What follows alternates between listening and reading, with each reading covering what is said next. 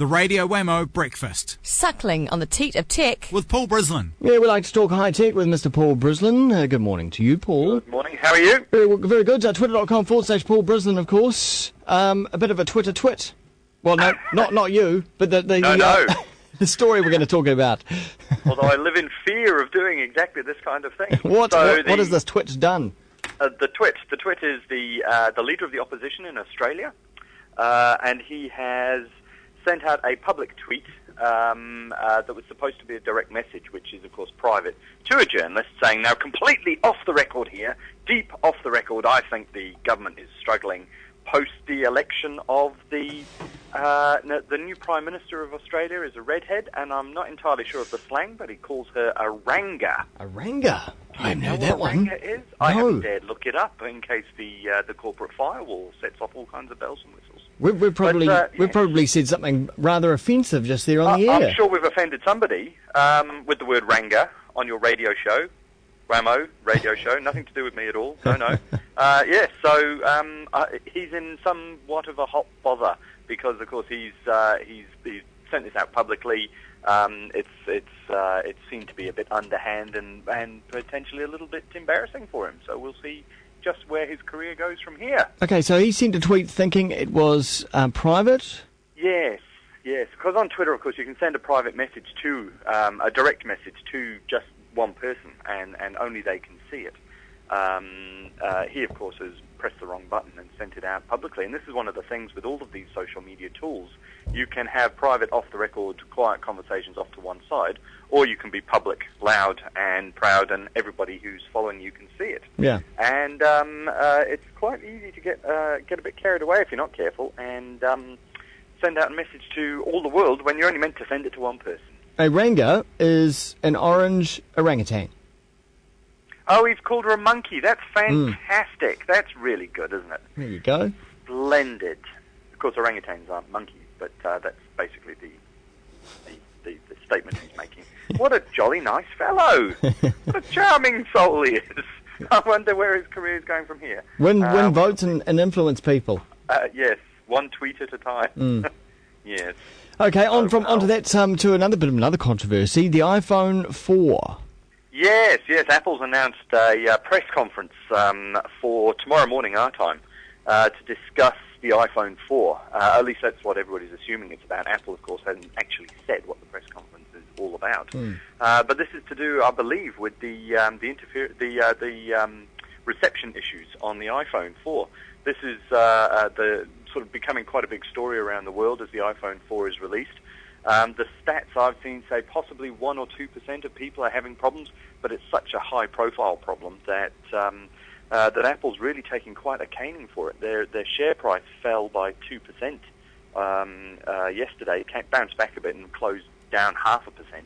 But people are taking it very seriously. This is the new model phone that's due to be launched here in the coming months, and has an external antenna that wraps around the side of the phone, and apparently if you hold it wrong, you cut off the signal. Yeah.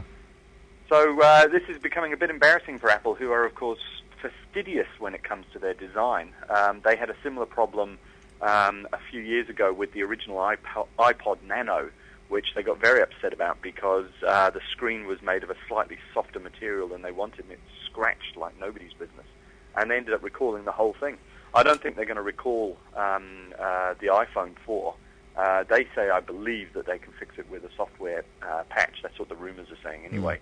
So we shall see. It's an interesting time to be an iPhone fan, that's for sure. Microsoft have called the iPhone 4 Apple's Windows Vista. Oh, that's a bit rough. I don't know. I'd call anything the equivalent of the Windows Vista, and a bit embarrassing for Microsoft to be calling anything that. There's not really apples for apples, excuse the pun, is it? It's not. The Vista had so many problems, not least of which was that nobody wanted it, and it was very late, and it was very expensive, and it was very clumsy, didn't work very well, it was too complicated, there were too many versions of it, and quite a few other things. This is just one simple issue. Admittedly, it's kind of a core issue. You know, being able to make and receive phone calls on your phone is quite a basic capability. It's a But basic- if they can fix it with a software patch, then hopefully that will be that. It's almost a basic human right, isn't it? Well, apparently so. You know, there's plenty of Apple fans out there who would insist that it is, in fact, their God-given right to have an iPhone. So they'll buy them regardless. I think the latest stats I saw was 33 million units are expected to ship this year, 55 million units expected to ship next year. So that is really quite huge. That is quite large. That's worldwide, of course, not just in Auckland. And Paul, finally, this guy has been taking the net by storm this week. Well, friends, like all great things, this too must end.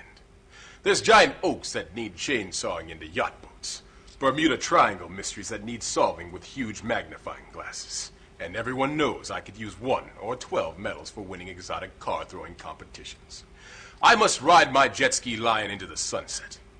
I know a lot of you have written me and commented on my works, but I am just one ridiculously handsome man. I can't write to everyone. But please know that I consider you my dearest and closest internet friends. I'll never forget this time we spent together. I love you, always. Silverfish hand catch! There is the Old Spice man. I don't know if that's his final video. No, far from it. That's just the latest in a chain of them. So Old Spice guy, Old Spice, as everybody knows, is the world's oldest aftershave that nobody buys anymore. And so they've revamped themselves, and they've hired this former American football player with a ridiculously deep voice to sell Old Spice to a new generation. And rather than just do a TV ad, they did a very funny TV ad, which you can see on YouTube. Search for Old Spice guy. And from there, it has just taken off. They've created a YouTube channel which has received 55 million visits in the last couple of months, making it the most popular sponsored channel YouTube's ever had. They've taken the extra step of really embracing the whole social media thing. People have asked him questions on Twitter and on Yahoo and a couple of other places, and they quickly whip up quite a funny ad and respond to it. So he's had questions from celebrities, Anton Kushner and Elisa Milano and a whole bunch of others. He answers questions from everyday folk. They've done a very good job of taking what could have just been a really good ad and making it into so much more than that. This guy's now appearing on Oprah. He's popping up all over the place. He's getting signed up to an agency to put him in the movies. He has a ridiculously deep voice and a very good scriptwriter, and it is just taken off. And I highly recommend wasting some of your boss's time. Spend the next half hour or so having a look at Old Spice guy on the YouTube channel. And of course, have a bit of fun with it. I mean, at the end of the day, he's selling Old Spice, but no, we don't seem to care. We can share his stuff around because we just love it. Exactly, and it is just quite entertaining. Some of them are better than others, as with all things, but the thing that really impresses me is just how quickly they turn them around. So within days of getting a good question asked on Answers.com, for example, they've whipped up an ad and slapped it on YouTube, and it looks as good as any of the ads you see on New Zealand television.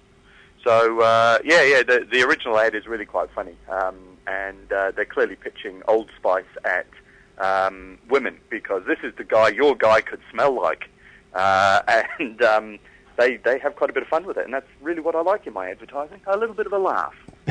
And finally, a quick tweet in from Mazda this morning says, I'm a ginger, and I'm deeply offended by the underhand reference to the Prime Minister, Julie, as an Oranga. Although I don't think he said Oranga, he said Ranga. He said Ranga, yes, without the O. So, it's clearly some slur, Australian standard slurring. Yes, I'm offended too. I have a red-headed daughter. I'm offended on behalf of her. There we are. Where did those genes come from? Not you, I don't think, did they? Recessive.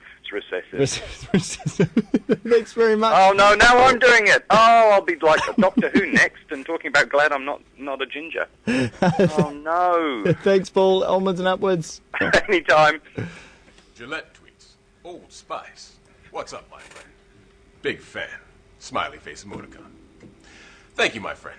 And thank you for the new Gillette Pro Glide razor, which is more like gliding than shaving on my whisker hairs, which are more like pillars of the Parthenon or the fuselage of a large, expensive space vehicle than hair. This has in no way been a cross-promotion for an affiliated Old Spice sister company. That would be in poor taste.